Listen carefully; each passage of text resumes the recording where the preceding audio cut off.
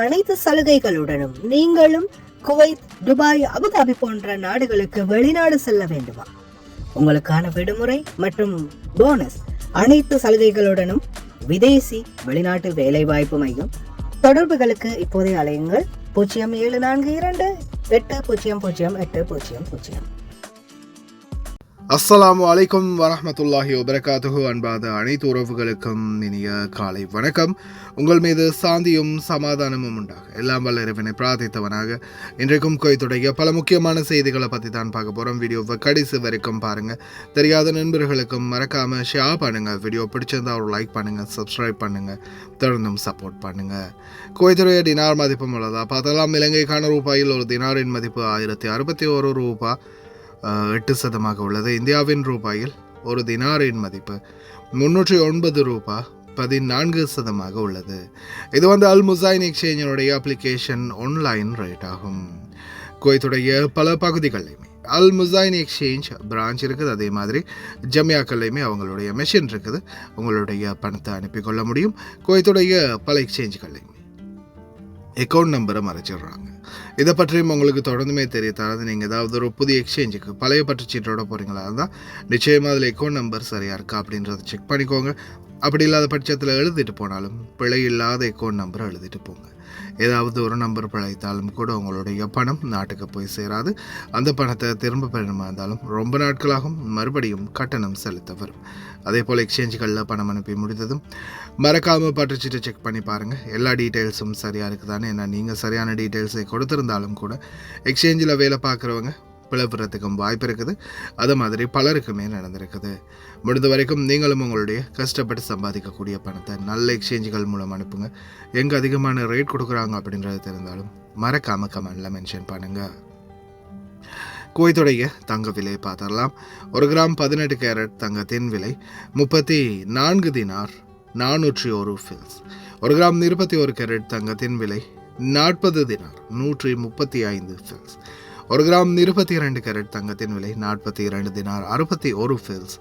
1 gram 24 carrot தூய தங்கத்தின் விலை 45 தினார் 868 ஃபில்ஸ். பார்க்கலாம் அனைத்து செய்திகளையும். மறுபடியும் ஒரு அமைதியின்மையே ஆரம்பிச்சிருக்குதுன்னு சொல்லலாம். ஏமன் ஹூத்திகளுடைய சண்டை தொடர்கிறது. சவுதி அரேபியாவுக்கு எதிரான தாக்குதல்களை முறியடித்து வருகின்றது. ஏமன் நாட்டுடைய அரச படை ஹூத்திகள் தொடர்ந்தும் நேரடி தாக்குதல்.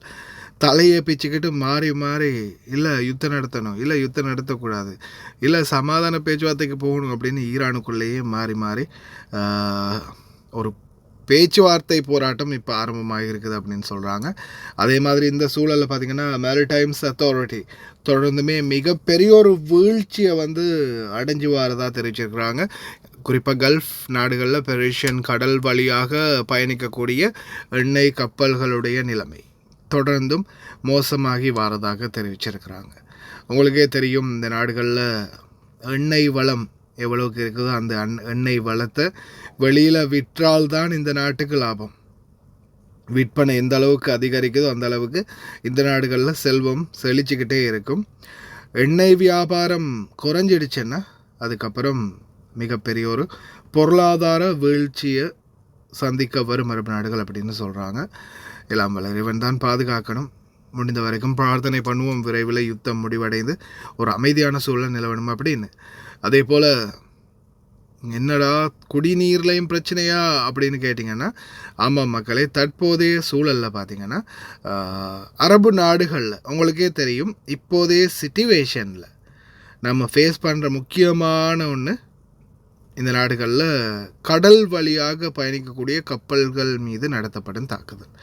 இதில் அதிகமான தாக்குதல் எதில் நடக்குதுன்னு பார்த்திங்கன்னா எண்ணெய் கப்பல்களில் தாக்குதல் நடக்குது. இப்போது ஒரு பக்கம் எண்ணெய் கப்பல்களால் பாதிக்கப்படக்கூடிய, அதாவது மிசைல்களால் பாதிக்கப்படக்கூடிய எண்ணெய் கப்பல்கள்லேருந்து வெளியாகக்கூடிய எண்ணெய்கள் டைரெக்டாக எங்கே கலக்கும்? கடலில். இந்த நாடுகளில் நிலத்தடி நீர் நம்மளுக்கு இந்த நாடுகளில் முக்கியமாக நம்மளுடைய வாழ்வாதாரத்தில் முக்கியமான ஒன்று தண்ணீர். ஆனால் இந்த நிலத்தடி நீரில் நம்மளுக்கு இந்த நாடுகளில் கிடைக்குதா அப்படின்னு பார்த்தா இல்லை. ஆனால் தண்ணீர் மெயினான சோர்ஸ் கடலில் இருந்து தான் வருது.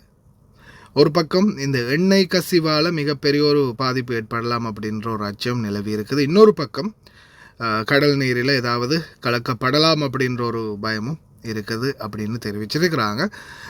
அரபு நாடுகள் ஒன்றிணைந்த தண்ணீர் ஒன் பைப்லைன் அப்படின்ற மாதிரியான ஒரு சிஸ்டத்தை ஏற்பாடு செய்கிறதுக்கான நிலைமை கைகூடி வந்திருக்குது அப்படின்ற மாதிரி அரபு நாடுகள் அரசாங்கம் தற்போது முடிவெடுத்து வந்திருக்கிறதாகவும் தெரிவிச்சிருக்கிறாங்க. விரைவில் இதற்கான தீர்மானங்களை அறிவிப்பாங்க அப்படின்னும் தெரிவிச்சிருக்கிறாங்க. ஒன் பைப்லைன் மூலமாக தான் செயல்படுத்த முடியும் அப்படின்றதும் பாதுகாக்க முடியும் அப்படின்றதும் தண்ணீரை அவங்களுடைய எதிர்பார்ப்பாக இருக்குது.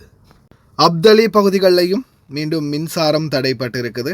அதன் பிறகு இரவு 9 மணி ஆகும்போது தான் மின்சாரம் திருப்பி வந்ததாக தெரிவிச்சிருக்கிறாங்க. மின் தட்டுப்பாடும் இடைக்கிட வந்துக்கிட்டே இருக்குது இந்த வெப்ப சூழலால். அதே மாதிரி பார்த்திங்கன்னா அடுத்த முக்கியமான தகவலாக காலநிலை ஆய்வாளர்களுடைய எச்சரிக்கை.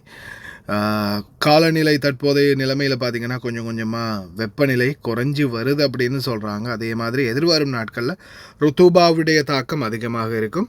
இனி வரக்கூடிய ருத்துபா கடைசி ருத்துபாவாக இருக்கும். அதற்கு பிறகு பார்த்திங்கன்னா படிப்படியாகவே வந்து வெப்பம் குறைவடையும் அப்படின்னு தெரிவிச்சிருக்கிறாங்க. அதுக்கு பிறகு மழை, அதுக்கு பிறகு குளிர், அந்த மாதிரி காலநிலை மாறும் அப்படின்னு தெரிவிச்சிருக்கிறாங்க.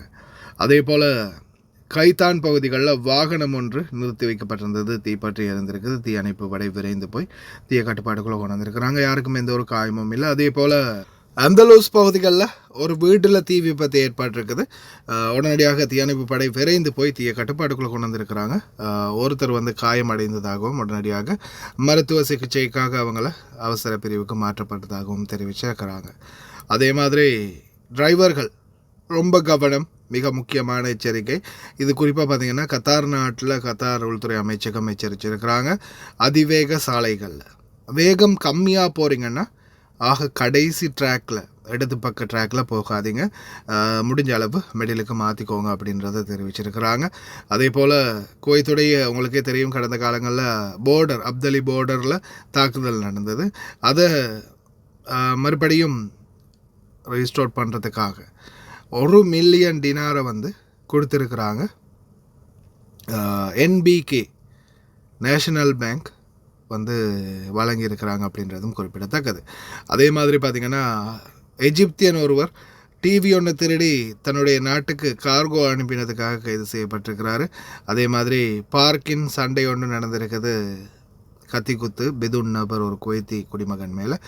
இந்திய நாட்டவர் ஒருவர் டெலிவரி டிரைவர் வண்டிக்குள்ளே ஒரு டிவி 400 தினாருக்கும் மேலே பெறுமதியான ஒரு டிவியை டெலிவரிக்காக வச்சுட்டு போனதுக்கு பிறகு திருடப்பட்டதாக புகார் அளிச்சிருக்கிறார் ஹவாலி பகுதிகளில்.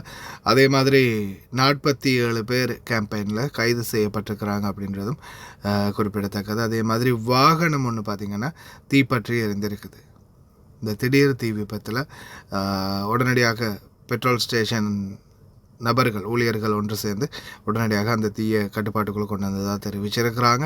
அதே மாதிரி இல்லீகலாக குவைத்துக்குள்ளே நுழைய முயன்ற பாகிஸ்தானி நபர் ஒருவர் கைது செய்யப்பட்டிருக்கிறார்.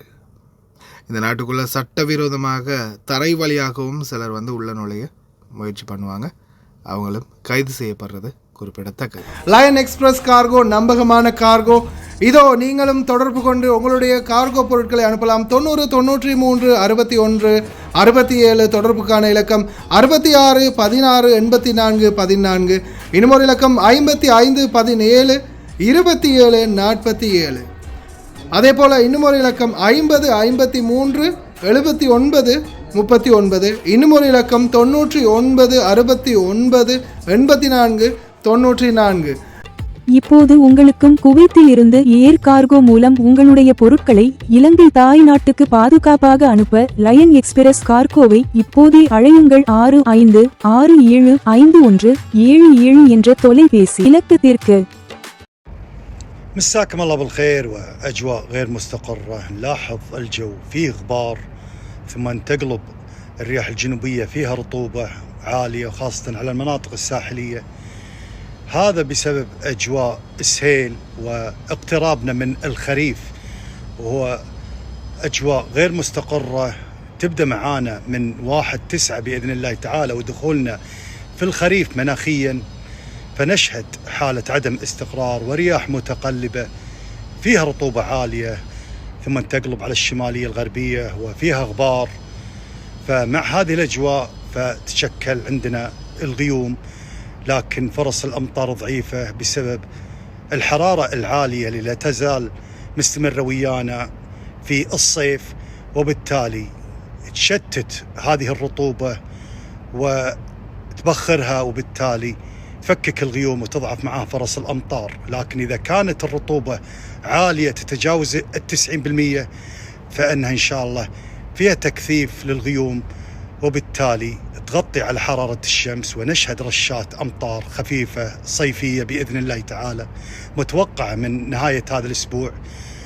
لكن الأمطار وشدتها مع دخولنا في الوسم منتصف أكتوبر إلى نهاية أكتوبر، مع انخفاض درجات الحرارة وأجواء باردة نشهدها بالليل وحرارة معتدلة بالنهار، فتسمح للرطوبة بالارتفاع وتكثيف الغيوم وتزيد فرص الأمطار. فمتوقعين إن شاء الله أمطار وخير، ومتوقع إن شاء الله أن تكون أمطار فوق المعدل قد تصل إلى الغزيرة في شهر نوفمبر القادم بإذن الله تعالى، في موسم ضربة الحيمر وهو منتصف الخريف وشدة العواصف الجوية في هذا الوقت، والله أعلم. كشفت هيئة التجارة البحرية البريطانية عن ارتفاع عدد السفن العابرة لمضيق هرمز بنسبة 27% خلال الأسبوع الماضي. ونقلت شبكة CNN عن الهيئة بأن 103 سفن دخلت مضيق هرمز، فيما غادرته 89 أخرى خلال الأسبوع الماضي. من جانبها أعلنت القيادة المركزية الأمريكية سنتكوم تغيير مسار 68 سفينة تجارية منذ بدء الحصار الأمريكي على الموانئ الإيرانية.